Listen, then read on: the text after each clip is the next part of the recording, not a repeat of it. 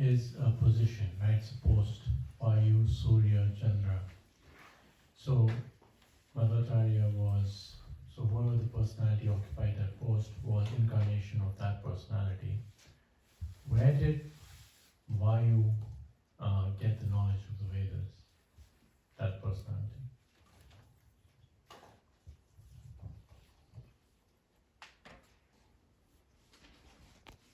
I don't know for sure the history, but my intuitive sense is from Brahma. Because Brahma was the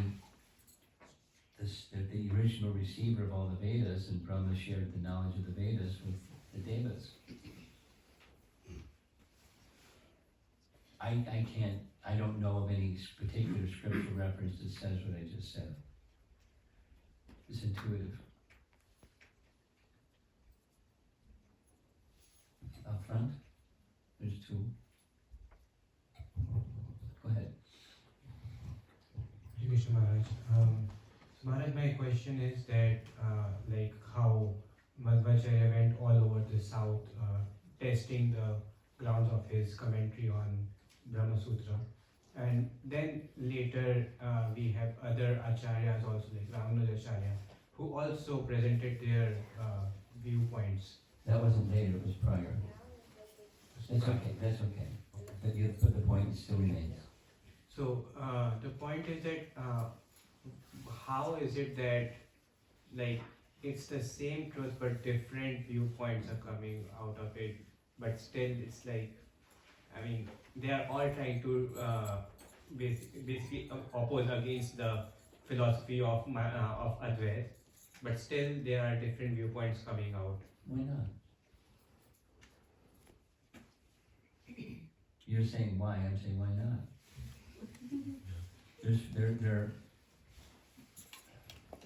Someone said it a different way. Why not one sampradaya?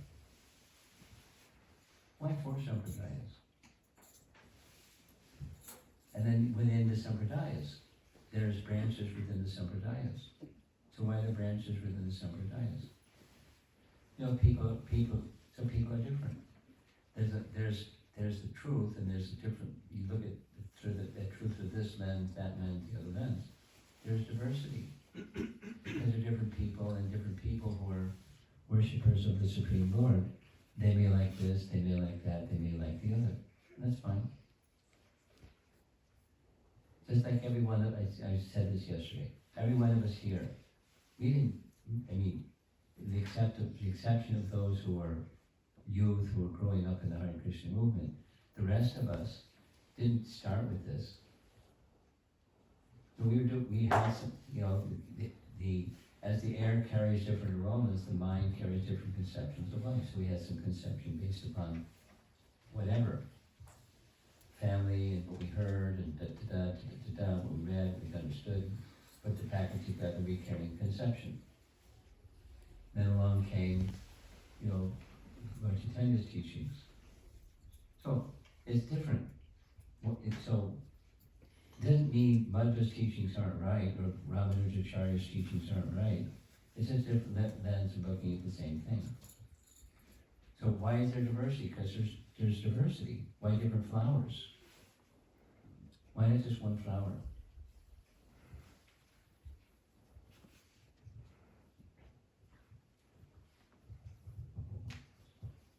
It's just the nature. It's the reality is one, and there are different ways of perceiving, describing, and experiencing that reality. That's just fine. And even within one sampradaya, there are different acharyas that emphasize this and different that emphasize that, but there's a core. Vishnu. There's one supreme, and all the others are to support it. That's a pillar. So different ways of saying things. Now there are. I'm going light on it. You can go a little bit stronger than light on it. Madhva took exception to some of the things that Ramanujacharya wrote. You know, Vishishta Dvaita wasn't good enough. It's Dvaita, not Vishishta Advaita. Yes, Hari has Vishishtas. And And those Vishishtas are distinct, please. Not Vishishta Advaita, stick on, anyway. Manoj, my question, I had two questions. One of them was in connection to what Prabhu asked. So if Madhvacharya and Bhima and Hanuman are all incarnations of Vayu, so I'm listening. My head is tilted back. I'm listening carefully. okay. They're angsas. You know what an angsa is? A partial expansion of. There's Vayu and there's a partial expansion of Vayu. Demigods, under the order of the Supreme Lord, can manifest partial expansions. And that's what each of them did. But Vayu being a position, is it that different devotees occupying that position at different times manifested these different Yes. Under the order of Narayana said to Vayu, Lord Vishnu said to the Devas, to deal with Ravana, do this. And so they did this. Expansions of yourselves. So they did this. You see, they're angsas. Expansions of yourself. Now, you and I can't expand ourselves. But Devas, when ordered by the Supreme Lord, they can do such things. He can do anything. Satya Sankalpa Shakti. Okay. Krishna Maharaj. So we've heard that we should get knowledge in disciplic succession. So in our line, we noticed that as we're moving down, there is a little bit. We're having a problem with the sound system. Is it battery going bad? Keep going. Let's see what happens. So we see that as we're going from one We see level, that what? as we're going in the disciplic succession, there is a little bit difference as we go down. So how do we understand that? No problem. The essence is the same, and there are different ways of seeing the same thing with a different lens, as long as the essence doesn't change. A classic example.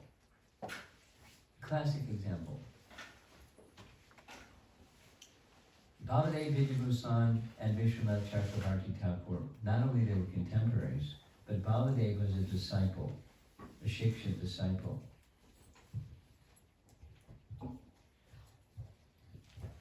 Of Vishwanath Chakravarti Thakur.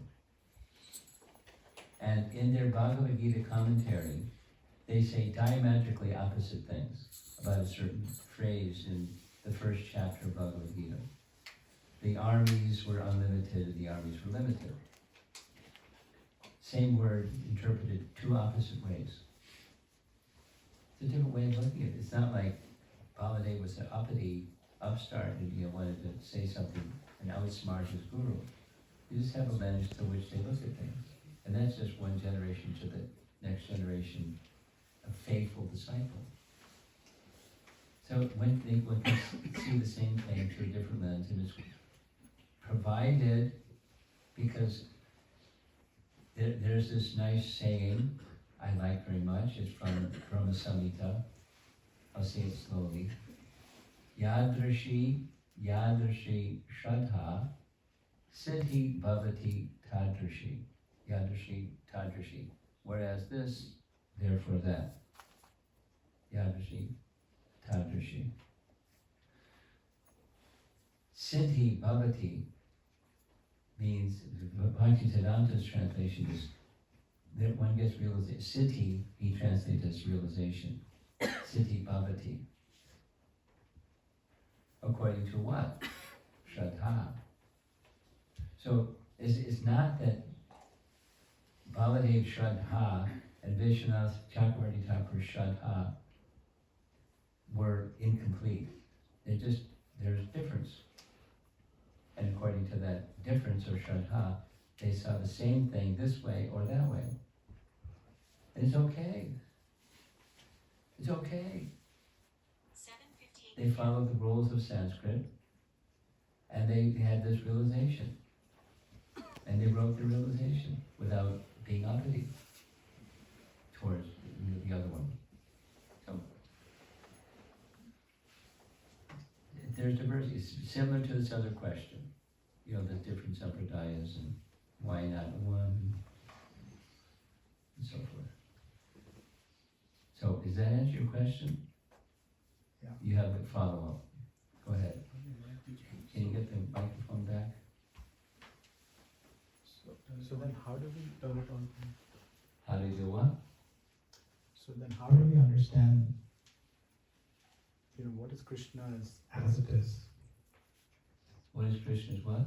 As it is, like what's coming from Krishna? How do we understand based on the diversity? What is the essence?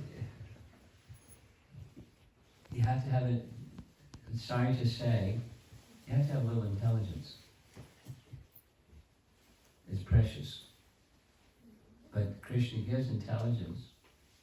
Dadami buddhi yogam tam yinama. So Krishna gives intelligence, dadami buddhi yogam. He gives intelligence unto those who want to come to him. He gives the intelligence how to come to him. So you and I are weak. And there's our founder Acharya, he's strong. That's it.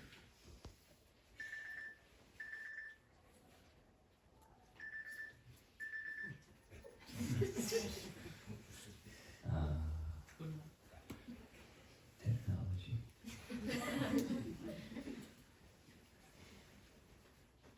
We hear from him, and that's sufficient. Now, as you and I and each one of us mature in our Krishna Bhakti, we may develop some particular affinity towards Vishwanath Chakravarti Thakur or Baladev's rendering of something. That the foundation for us is our founder Acharya, because we're faithful to our founder Acharya. And then there's predecessor acharyas that emphasize this or emphasize that. And as you mature, so your question, at least my understanding of your question is, how do we go further in our bhakti life in addition to, not instead of, the foundation, the as it is version? Well, we recognize as you mature, there are different ways of looking at the same thing. And it's not if this is right, then that's wrong. If that's right, then this is wrong. They can be both right. So then we have to have a little intelligence and understand, is the person that we're reading from or hearing from in disciplic succession? Are they faithful to the predecessor acharyas? Are they giving transparent renderings of as it is? So that takes some intelligence, some discerning capacity. And supposing you don't have that discerning, just stay with Bhagavad Gita as it is. Because I've come across people who get confused. So don't get confused. So it's become very well grounded in the Bhaktivedanta purports before going to other things and getting bewildered. It happens. You know any bewildered people? I know some bewildered people. And it's once they start getting bewildered, it's how to unbewilder them. It's how to pull the plug. Because, they lost their bearings. It's sad. They're sincere, but they've lost their bearings. And they start bouncing around. So be cautious.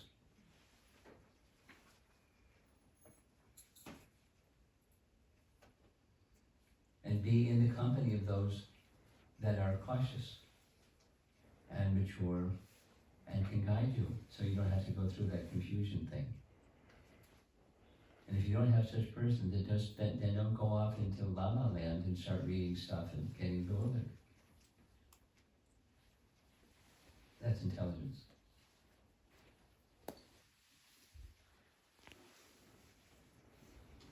Anything else?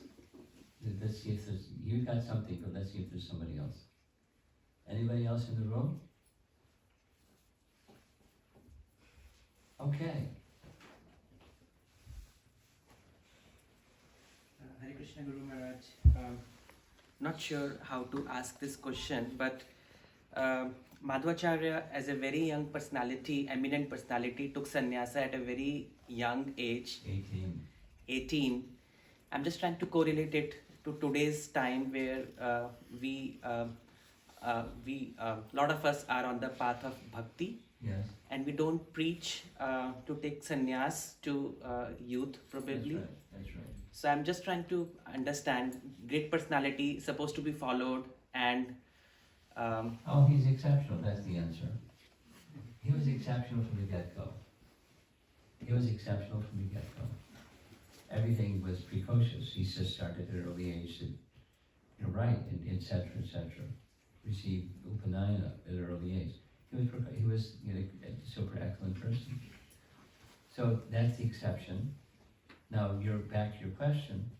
To emulate the example-setting persons, we recognize the example-setting persons are exceptions. We don't imitate. it's natural. It comes natural. Well, let's go back to his contemplation at the age of 12. According to his biography, his contemplation was, people will start to think seriously about the absolute truth only after they have become a little detached from materialism. Therefore, let me take this path, because it's my nature anyways, and it will be inspiring. So the inspiration for the general folks is not imitate, but go in the direction of detachment from materialism. Paramahansa sannyasi at 12, not just a sannyasi, not just a brahmachari. So we don't imitate, but we understand the principle. The principle is detachment from materialism, and as suits us.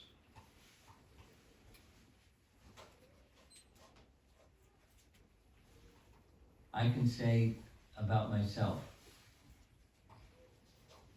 it wasn't difficult. It's quite easy. It's because it was natural. It was quite natural to deal with, et cetera, et cetera. And mom and dad didn't interfere. I was fortunate. They didn't hammer. They could have. Quietly they wanted to. But they didn't interfere.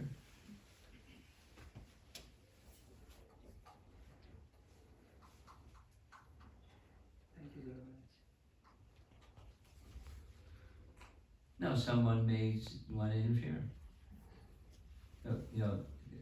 This little discussion between Madhva or Vasudeva and his father is a good discussion for parents that think otherwise, like what Yeha was thinking. It wasn't about himself, it wasn't about his wife either, it was about the well-being of their son. It was really about the well-being of their son. But they had some other concern when we're old and da-da-da-da-da-da-da-da.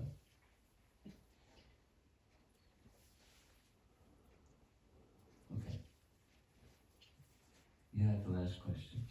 Yes, Maharaj. Here comes the microphone. Do we have any questions online? No. I'll check Maharaj. Okay. English maybe? Go ahead, speak. Maharaj, so this question is again related to the questions that we've had today and yesterday regarding the different sampradayas.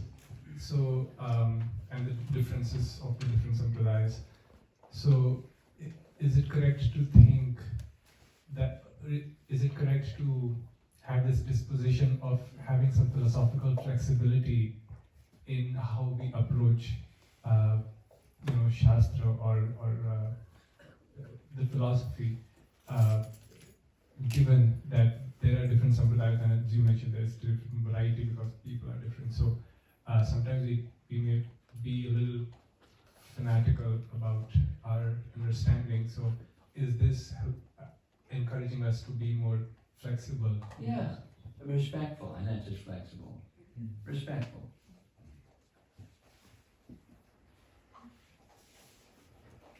A Sri Vaishnava doesn't have to think like me.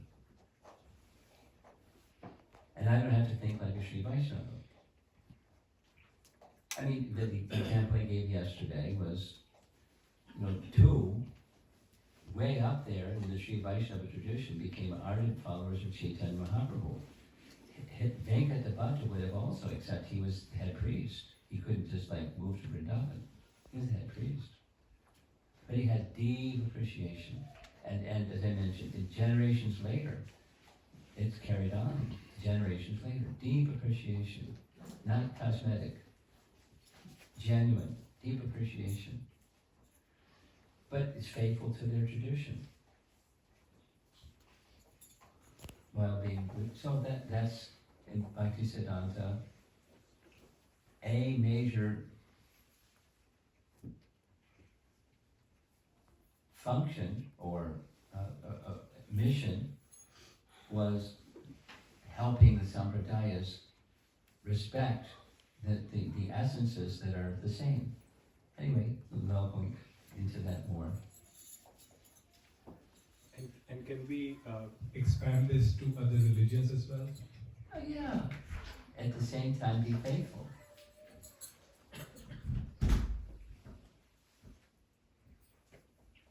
How many times, n number of times, Prabhupada would say, follow your religion.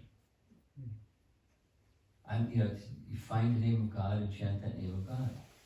But when you not just chant the name of God, but follow thou shalt not kill, how abundantly, look, this is Texas. And how many cattle ranches are here in Texas, in Christian land? I mean, follow the teachings, please. Not just a label.